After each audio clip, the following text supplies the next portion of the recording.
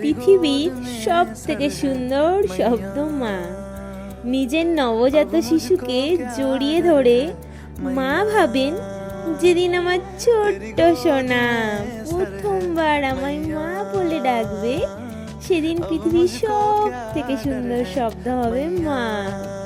প্রথমবার তার জন্য তার সন্তান মা বলে ডেকেছে। মা ডাকের মধ্যে আছে কত আবেগ, কত ভালোবাসা, কত আদর, কত পাগলামি। একমাত্র মাই জানেন।